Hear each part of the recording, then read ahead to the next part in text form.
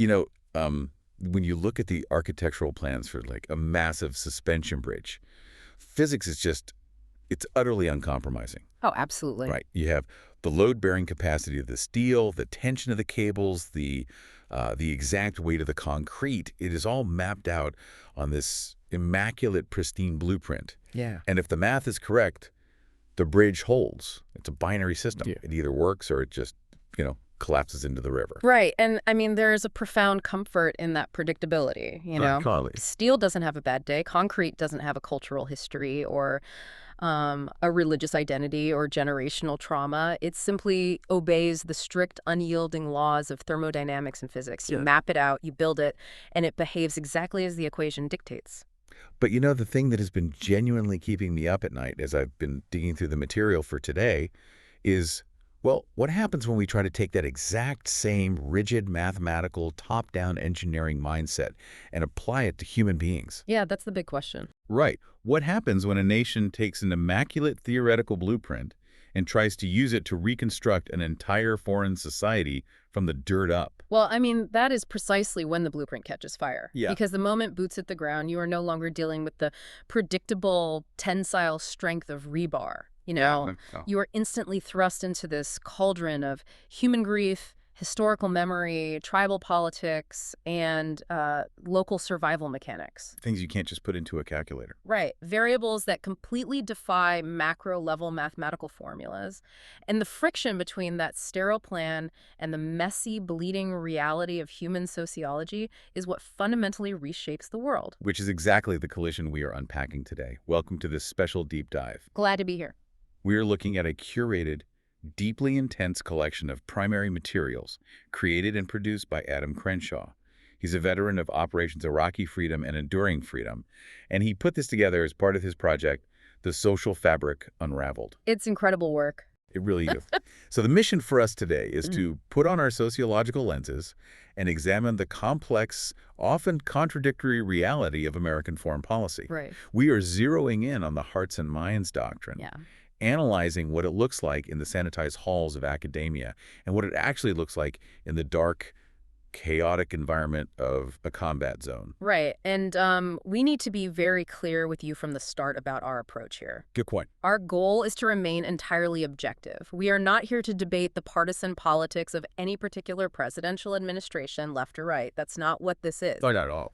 What we are doing is stripping away the political rhetoric and the podium speeches to look at the raw, unfiltered sociological outcomes. We want to see how these massive geopolitical interventions actually stretch, tear, or, attempt to mend the social fabric of the communities involved. Right. As well as the young men and women who are sent to execute these policies. Okay, let's unpack this. Yeah. Because we need to start with that 10,000-foot view. Yeah, the blueprint. Exactly.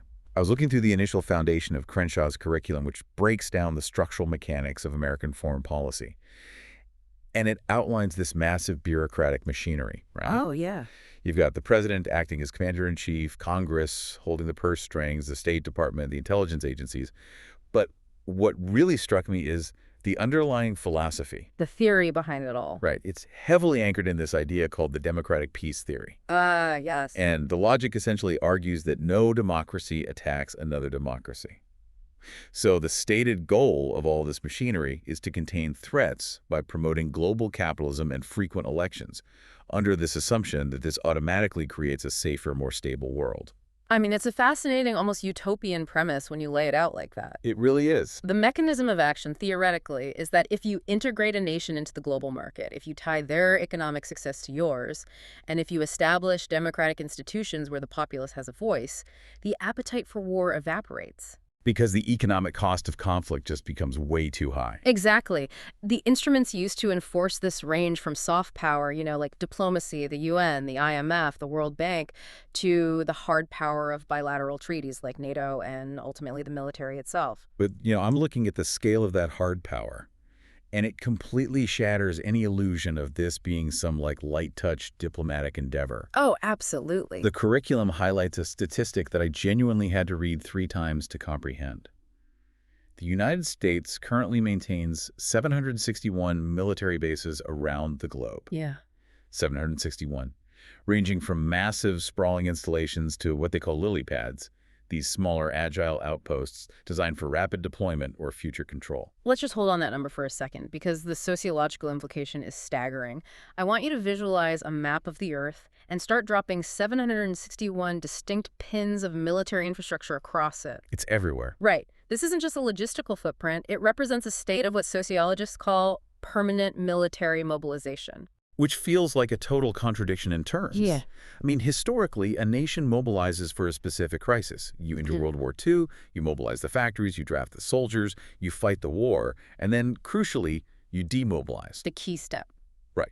Those soldiers go back to the farms, the factories go back to making cars. But permanent mobilization means the baseline, everyday state of the society is one of perpetual global readiness for armed conflict. Exactly. And that raises a deeply uncomfortable question about the nature of this blueprint. Yeah. Is this vast network simply an instrument of collective security, acting as a stabilizing deterrent for global trade, or is this, functionally, an empire? Yeah, that's the debate, isn't it? It is. From an economic and sociological standpoint, maintaining 761 bases requires an enormous continuous extraction of resources, manpower, and political capital from the domestic population. Right. It requires a society that normalizes having its youth stationed in almost every corner of the Earth indefinitely. I mean, I hear the collective security argument. I really do. You can argue that securing shipping lanes and deterring regional conflicts is the invisible infrastructure of the modern global economy. Sure. But it still assumes that this massive armed presence is perceived neutrally by the people living outside the gates of those 761 bases. Which is a huge leap. A massive leap. It assumes human beings are perfectly rational actors who will look at a foreign military installation in their town and say, ah, yes, thank goodness for the promotion of global capitalism. Right. It completely ignores the visceral human resentment of being occupied. And that is the blind spot of the blueprint. It calculates the logistical payload, but it entirely miscalculates the cultural friction. Exactly. The top-down view sees the projection of stability. The bottom-up view, the view from the local street, sees a heavily armed foreign entity operating outside of local jurisdictional control. And to really understand how that friction manifests, that pristine mathematical theory completely shatters the second you ask a 19-year-old kid to actually enforce it. It really does. This brings us to the rawest part of Crenshaw's curriculum. We have to drop down from the policy rooms in Washington, D.C., straight into the dirt, the heat, and the chaos of Samarra, Iraq. Yeah, we're shifting gears here. Big time. We are looking at a documentary record that follows Charlie Company, an American infantry unit operating along Highway 1, the road linking Baghdad to Tikrit. Which was incredibly dangerous. Well, at the time, this was arguably one of the most dangerous stretches of pavement on the planet. And, reading through this, it strips away all the sterile academic language instantly. There is no discussion of macroeconomic goals or bilateral treaties in Samarra. No. There is only survival, confusion, and the incredibly grim reality of counterinsurgency warfare. And this is where we really begin to see the hearts and minds doctrine fail on a microscopic, granular level. Let's walk through the specific methodology of these operations because it is illuminating and, honestly, pretty disturbing. It's 40 in the morning. Charlie Company is conducting a night raid. They are tasked with finding a local resistance leader. To do this, they are relying on a local informant. Right. But when you look at the operational reality of how they secured this informant, it is incredibly dark. They have an Iraqi man wearing a balaclava to hide his identity. And the record reveals they didn't just ask for a tip. No, not at all. They actually took this man prisoner, held him for 3 or 4 days, and used his detention as leverage. They put him in the back of a vehicle and essentially said, point out the houses where the insurgents live, and maybe you get out of jail earlier. The mechanism of power there is entirely coercive. It's not intelligence gathering born from civic trust. It's existential blackmail. Yes. But what is truly revealing is how the soldiers contextualize it to themselves. One of the soldiers compares this tactic to normal stateside police work. He says, it's just similar to what police do back in the States, so it works out pretty well. Which is such a massive sociological disconnect. Oh, completely. I mean, in a stable domestic society, yes, police use informants, but they operate within a shared legal framework. There is a baseline of civic trust, a shared language, and a judicial system. Exactly. Here, you have a heavily armed foreign military occupying a city, taking a neighbor, putting a hood over his head, and forcing him to point fingers at other neighbors in the middle of the night. You aren't doing police work. No. You are actively weaponizing a neighborhood against itself. Yeah. You are completely detonating whatever fragile social trust existed in that community. And the inevitable tragedy of relying on coercive intelligence is that it is notoriously unreliable. Of course it is. Right. The informant, desperate to satisfy his captors and secure his own release, points out a house. The soldiers initiate the raid, executing the blueprint perfectly. They breach the doors, flood the home with armed men, terrify the family, and detain the adult males. Yeah. But the intelligence is completely wrong. They didn't find the resistance leaders. They arrested the wrong guys. They just happened to be the cousins of the actual target. But, and this is the detail that absolutely haunts me, they bind and hood these innocent men anyway. Yeah. They take them away. The machine has been set in motion, the kinetic action has occurred, and the operational security of the military unit supersedes the established innocence of the individuals. Right. They can't just unraid the house. Exactly. And as these innocent men are being zip-tied, an Iraqi wife is pleading with the soldiers. She isn't arguing against American foreign policy. She isn't debating the merits of liberal democracy. No. She is just begging the soldiers to let her husband put his shoes on before they drag him away into the night. What's fascinating here is, well, fascinating in a very grim way, that moment. That is the absolute collapse of the hearts and minds doctrine distilled into a single devastating image. Completely. You have to analyze the mechanism of alienation here. Stripping a man of his dignity in his own home in front of his wife and children, denying him basic footwear while hooding him like a criminal, it is an act of profound, irrevocable humiliation. And it sticks with him. Oh, it doesn't matter if you release him 3 days later with an apology. The damage to the social fabric is permanent. The documentary actually captures the interviewer asking a soldier a very direct, logical question. Right. He asks, you don't think there's a risk going into people's houses like that it might make them more scared of you and sort of more anti-American? And the soldier just shrugs it off. He literally says, not really. You have to understand the psychological armor required to give that answer. For sure. For that soldier to function in that environment, to get up the next night and do it again, he has to believe his actions are righteous, or at the very least, clinically necessary. If he allows himself to process the reality that he is terrorizing innocent people, he wouldn't be able to pull the trigger when he needs to. Right. But from a sociological perspective, his assessment is entirely wrong. When a foreign military treats a population's innocence or guilt as secondary to its own operational security, it is actively manufacturing the exact resistance it is trying to suppress. I mean, think about the generational ripple effect of that single 2.00 a.m. raid. Yeah. If you were a young child standing in that hallway, watching heavily armed foreigners kick down your door, scream at your mother in a language you don't understand, and drag your father away barefoot. Yeah.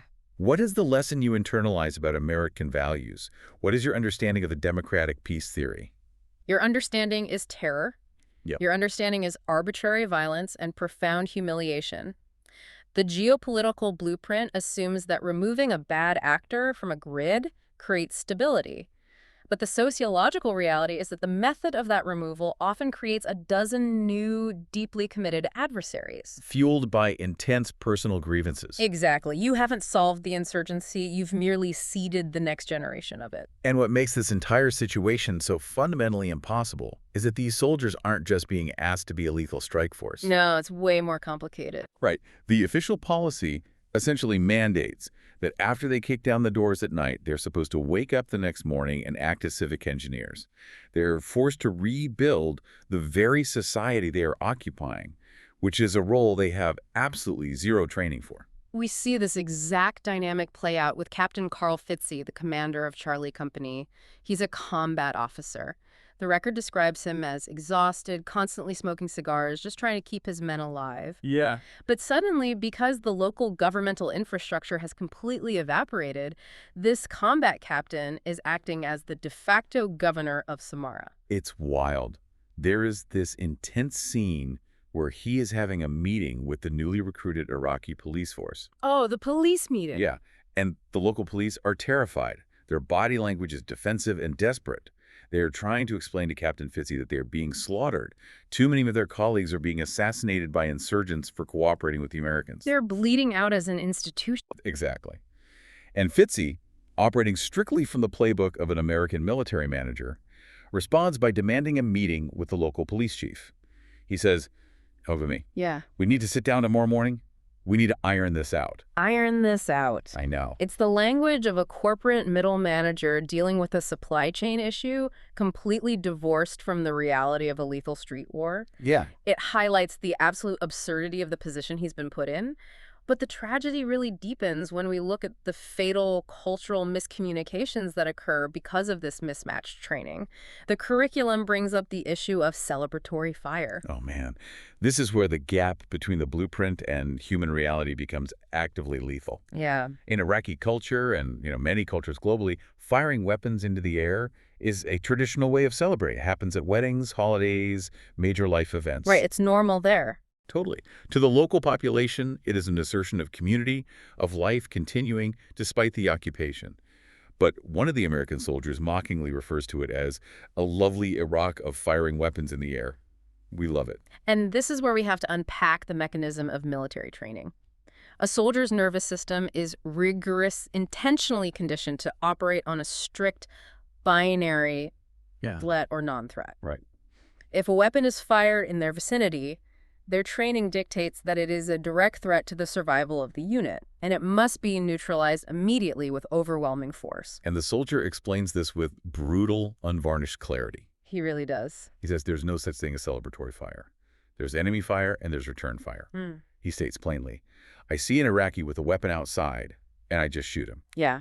He literally estimates that Charlie Company will leave about a dozen dead Iraqis behind before their deployment ends, simply because the locals don't get it. They don't understand that the Americans will kill them for celebrating a wedding. It's chilling. He says, you'd think when they heard my Bradley coming, they'd be smart enough for the next half hour to not shoot in the air. But no! It is two entirely different, incompatible realities occupying the exact same physical space. Yeah. To the Iraqis, it is a cultural ritual. To the American nervous system, it is an ambush. And because the American possesses the superior firepower, their reality dictates the outcome, which is usually death. Which is just awful. It is the profound limitation of using a military force for civic engineering. It reminds me of the concept of an invasive species in an ecosystem. Oh, that's an interesting comparison. Right. You drop a highly efficient apex predator into a delicate, complex environment. It doesn't share the same behavioral language as the native species. It doesn't have natural checks and balances within that specific ecosystem. Yeah. It just consumes resources and reacts to stimuli based on its own internal programming. And in doing so, it completely disrupts the root structure of the entire community. You can't blame the invasive species for doing what it was engineered to do, but you also can't pretend it's going to cultivate a healthy garden. That is a much more accurate framework, and you see that exact same invasive disruption in how they handle diplomacy on the ground. Yeah. The academic module from the beginning listed diplomacy as a primary tool. But on the ground, the reality of diplomacy is for Sergeant Michael, and the record notes that he actually speaks Arabic. Which, that should be this incredible asset. Exactly. A senior non-commissioned officer who can actually bridge the linguistic divide, understand the cultural nuances, and build genuine rapport. But how does he actually use the language? Right. The environment of permanent hostility corrupts the tool. He uses his Arabic purely to hurl profanities and assert dominance. Yeah, I remember reading that. The record catches him screaming in Arabic, "Give me another effing car." He possesses the linguistic key to connect, to empathize, to gather true, nuanced intelligence, but the stress of the occupation reduces that tool to just another weapon for intimidation. So sad. The medium of exchange remains aggression, so the attempt at winning local support completely fails. So we have this profound, multi-layered disconnect. The local population is being traumatized, alienated, and killed over cultural misunderstandings and coercive intelligence gathering. Yeah. But, we cannot look at this sociology without looking at the other side of the equation. Right, the soldiers themselves. Yes. If you take young American men and women, drop them into an environment where every single interaction is potentially lethal, and ask them to act as both executioners and mayors, what is the mechanism of psychological trauma they endure? The toll is absolutely catastrophic. The documentary highlights the daily suffocating terror these soldiers exist in. There's a location mentioned called the Southern Opium Observation Post. Oh, this part. Yeah. The soldiers calculated that the average time it took for the first incoming RPG, a rocket-propelled grenade, to be fired at them upon arrival was exactly 120 seconds. 2 minutes. 2 minutes. 2 minutes until someone tries to violently end your life. Try to imagine the amount of cortisol pumping through your veins. That's unfathomable. Try to imagine the state of hyperarousal your brain have to maintain to survive that. It creates this terrifying normalization of extreme danger. There's a moment where Captain Fitzy casually walks up to a roadside booby trap, bends down, picks up a live, improvised explosive device with his bare hands, and carries it to a safe area to be detonated. Yeah. The documentary interviewer is stunned, but Fitzy's subordinate just deadpans. He comes to work or he's fired. They have completely normalized living on the razor's edge of obliteration. And to survive that level of sustained psychological pressure, the men retreat into intense tribalism. They have to. The campfire becomes their absolute sanctuary. When they reflect on their mission, they don't talk about the democratic peace theory. They rely on unit cohesion and a blind, almost religious faith in the chain of command to justify their suffering. Right. One soldier states it incredibly bluntly. He says, "It's not our job and our position to question the commander-in-chief. President Bush said go, and we will cut our own throat for President Bush." That's the bottom line. Cut our own throat. It's such a visceral, disturbing phrase. It really is. It speaks to the total surrender of the individual to the military apparatus. Yeah. You stop being a citizen, and you become an instrument. But the human mind can only sustain that level of suppression for so long. Right. It has to break. And the cracks eventually show, and they show profoundly in PFC Little. Yes, PFC Little's account is one of the most vital pieces of this entire curriculum because it illustrates the failure of demobilization. He confesses that he did his duty, he fought the war, but he has absolutely no desire to ever do it again. But the real tragedy isn't what happens in Samara. It's what happens when he goes home on Luz to the United States. This part is so tough to read. He describes going to an American shopping mall with his wife. It should be the ultimate symbol of the peaceful capitalist society he is supposedly fighting to protect. Right. And he completely breaks down. He describes realizing that he was unconsciously, obsessively scanning every single exit in the mall. Looking for threats. Exactly. He was looking at the hands of every single person walking by from 50 meters away, checking for concealed weapons. He was sweeping every store window, looking for sniper positions. He says it had become absolute second nature, and suddenly, standing in a mall in America, he felt entirely naked and terrified because he didn't have his body armor, his rifle, or his squad around him. If we connect this to the bigger picture, we have to unpack the neurobiology and sociology of what is happening to PFC Little here. Yeah, please do. The military successfully conditioned his amygdala, the threat detection center of his brain, to perceive the baseline state of the world as actively hostile.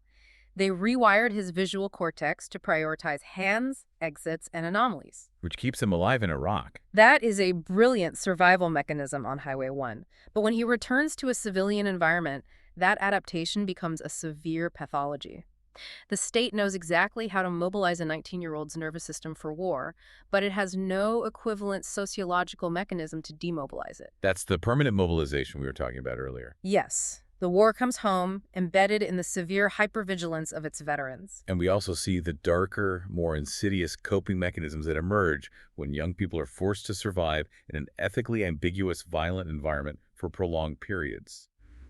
The curriculum notes that the routine of these night raids, the reality of constantly bursting in on innocent women and children, begins to severely wear the men down. And to manage that cognitive dissonance, they employ extreme compartmentalization. They have to shut off. Exactly. One soldier explicitly talks about how they try not to think like that. They intentionally sever their empathy. They have to stop viewing the terrified family as human beings and reduce them entirely to collateral in the pursuit of a high-value target. Right. Because if you actually allow yourself to fully process the terror you are inflicting on a mother trying to protect her children, you would mentally collapse. But that severing of empathy leads to a really grim detachment. It does. At the end of one of these chaotic raids, as dawn is breaking back at their base, the soldiers are captured taking souvenir photos of their hooded, bound Iraqi captives. Yeah, the photos. One soldier's urging another, just take it, while another nervously denies taking the photo before finally admitting, I took it. It's treated like a trophy. Sociologically, what you are witnessing there is the commodification of the enemy, which is a classic symptom of moral injury. Oh, interesting. When you are terrified, exhausted, and feeling utterly powerless in an unpredictable environment, reducing another human being to a bound, hooded prop in a photograph is a twisted way to exert control. Wow, yeah. It's a way to tangibly say, we won tonight, we have the power, but it proves beyond a shadow of a doubt that the hearts and minds blueprint has been completely shredded. You cannot build a democratic alliance with a population you are actively reducing to trophies. So zooming out from the tragedy of Samara, Hmm. what is the actual end game here? Good question. If the heavy-handed combat-first kick-in-the-doors approach of the Iraq War yielded such massive alienation for the local population and such profound psychological trauma for the occupying soldiers, Yeah. did the architects of U.S. foreign policy actually learn anything from it? Did the blueprint evolve? That is the pivotal question that Adam Crenshaw's curriculum leads us to next. And to answer it, we have to look at the third major source, which shifts our focus entirely away from the Middle East and takes us to the African continent. It introduces a totally different operational framework, United States Africa Command, or AFRICOM. And reading through the transcripts and operational overviews of AFRICOM, I mean, the tonal whiplash is immediate. Oh, yeah, completely different vibe. It does not sound like Charlie Company kicking down doors. Mm. It reads more like the prospectus for a massive, heavily armed global logistics and consulting firm. The source outlines that AFRICOM was designed specifically to avoid the unilateral invasion and occupation model that failed so spectacularly in Iraq. Right. They operate on what they explicitly call a demand-based strategy. They are interacting with 53 distinct nations across the African continent. And their stated primary mission is not to seek out and destroy enemies directly, but to build the capacity of their African partners. Which sounds way better on paper. The goal is to train, equip, and advise local militaries so that those nations can solve their own regional crises. The organizational structure is completely different, too. The curriculum emphasizes AFRICOM's deep integration with civilian agencies, specifically the State Department, and USAID, the U.S. Agency for International Development. Right. It's framed as a holistic interagency approach. The military commanders actually state that their efforts in these countries are guided by the U.S. ambassadors. Yeah. It's an attempt to put the military back into a supporting role to diplomacy, rather than having diplomacy be the chaotic byproduct of military action, like we saw with Captain Fitzy yelling at the local police. And the curriculum points to a specific, undeniable success story to validate this new model: the U.S. military's response to the Ebola crisis in Liberia. This part of the deep dive was genuinely fascinating. When the Ebola outbreak hit Liberia, it didn't just threaten public health. It threatened to completely destabilize the entire region. Absolutely. It's destroying public confidence in the government. Right. But the U.S. military didn't go in to fight an insurgency or shoot anyone. They went in strictly to support USAID's humanitarian mission. And in doing so, they utilized the true unique strengths of a modern military organization. Not its lethality, but its unparalleled logistical capabilities. They're amazing at logistics. They really are. The source highlights that the military brought incredibly rapid engineering expertise, built massive treatment centers almost overnight, set up robust communication networks in areas with zero infrastructure, and, most importantly, facilitated the training of over 1,500 local healthcare workers. But there was one specific detail regarding the economics of that Ebola response that really caught my eye. Great part. Because it illustrates a level of self-awareness that is fundamentally uncharacteristic of how foreign militaries usually operate during a crisis. Ah, you're talking about the deliberate management of local pay scales? Yes.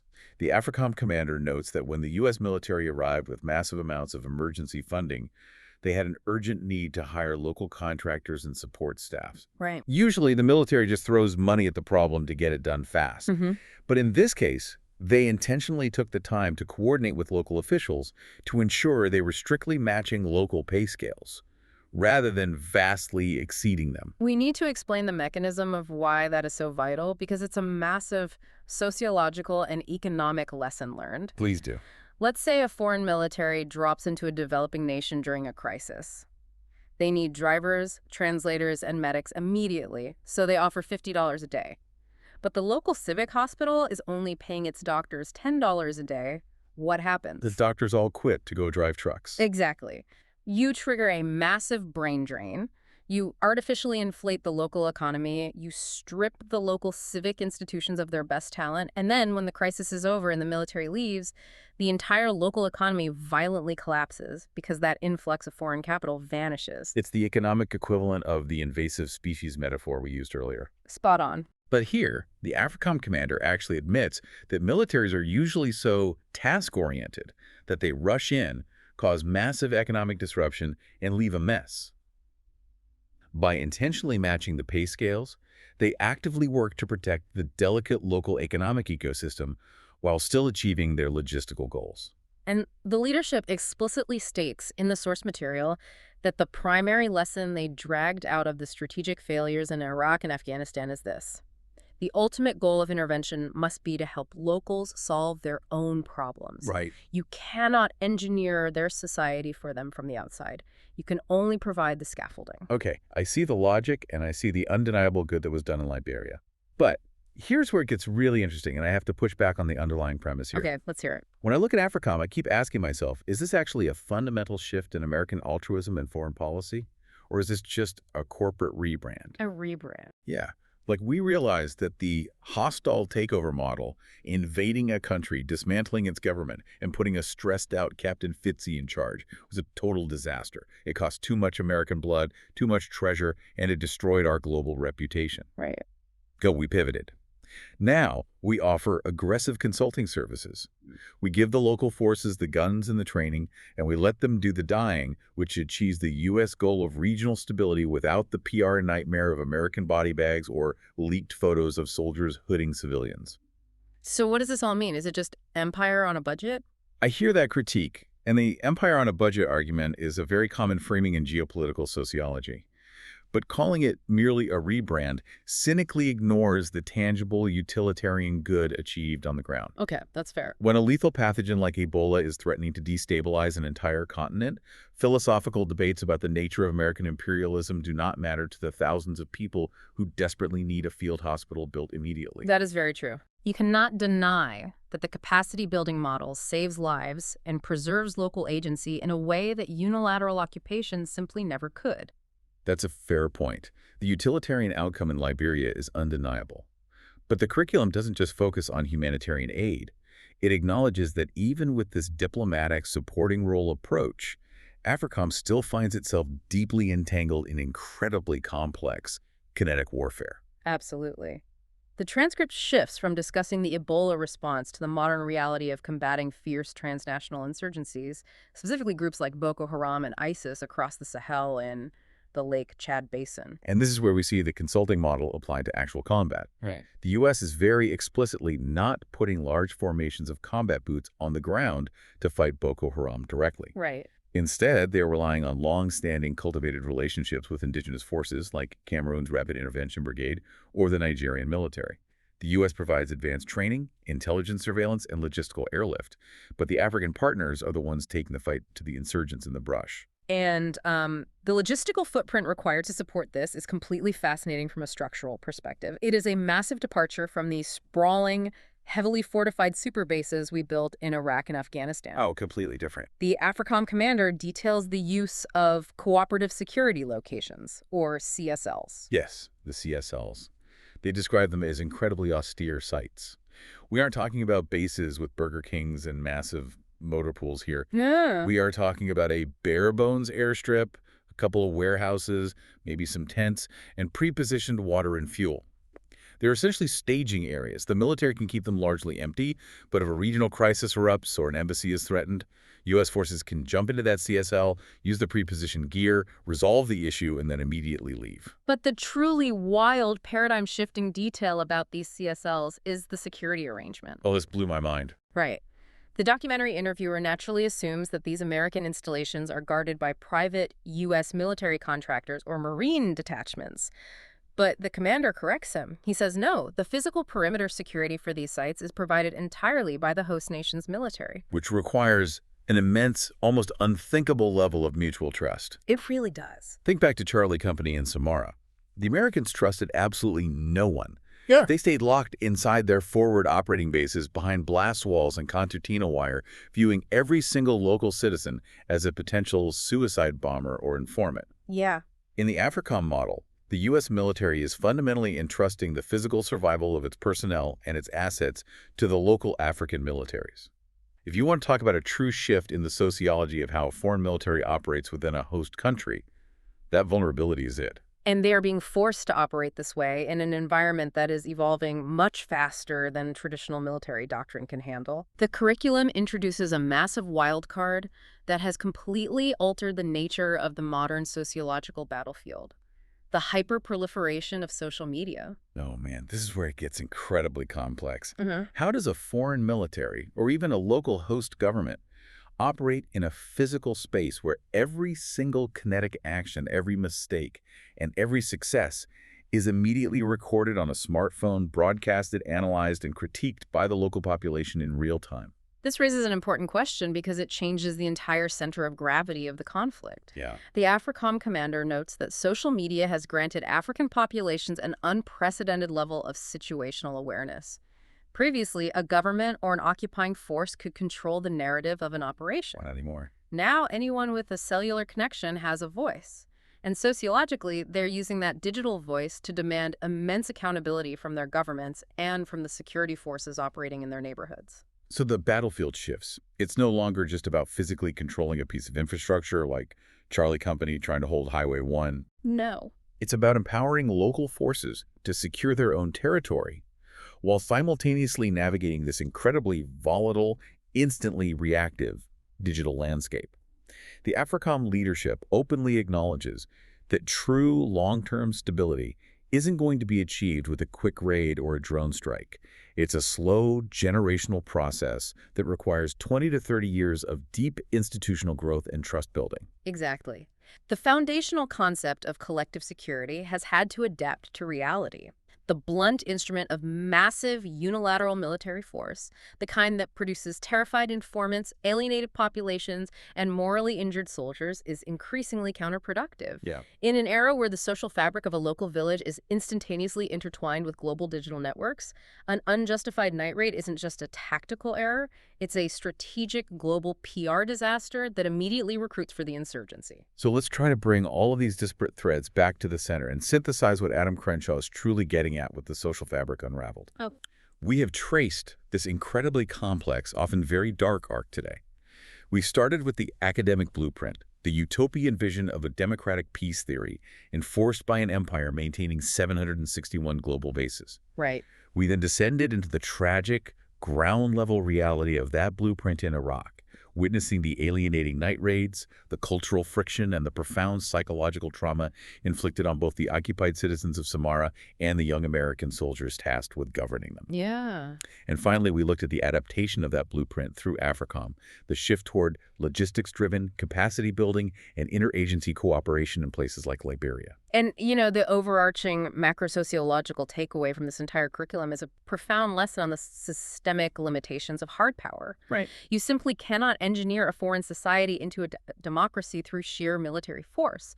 The blueprint always, inevitably fails when it hits the friction of human reality. It does. As we saw so vividly with Charlie Company, when you treat human citizens as mere variables in a security equation, when you leverage them as disposable informants or view their cultural celebrations as threat vectors, you do not produce stability. You breed deep generational alienation.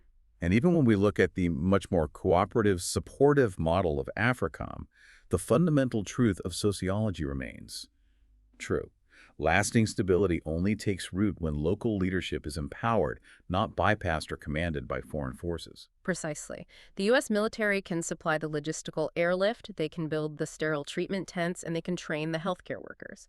But as the AFRICOM commander himself noted during the Ebola crisis, the actual turning point, the moment the crisis was averted, was when local Liberian leadership stepped up and communicated effectively with their own people. Right. The foreign military can provide the scaffolding, but the society ultimately has to heal itself from the inside out.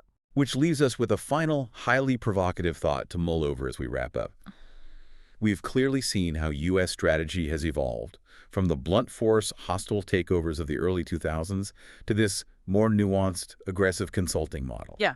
But if our ultimate, most well-funded, most heavily relied upon tool for global diplomacy and exporting our values remains a military structure, an organization fundamentally designed, trained, and neurologically conditioned at its core for lethal combat, will we always inevitably view complex cultural and sociological challenges as just another target to be neutralized? That is the enduring, perhaps unsolvable paradox of the blueprint. When all you have is a 761 base hammer, eventually every cultural nuance, every celebration, and every crisis starts to look like a nail. I want to sincerely thank you for joining us on this incredibly dense deep dive into Adam Crenshaw's work. It is not easy material to confront, but understanding the massive gap between the sterile policy blueprint and the bleeding human reality on the ground is the only way we start to unravel these complexities. Keep questioning the narratives behind the policies, look past the political speeches, and remember, just because the math on the suspension bridge looks perfect on paper doesn't mean it's going to hold when you force an entire complex human society to walk across it. Take care, everyone.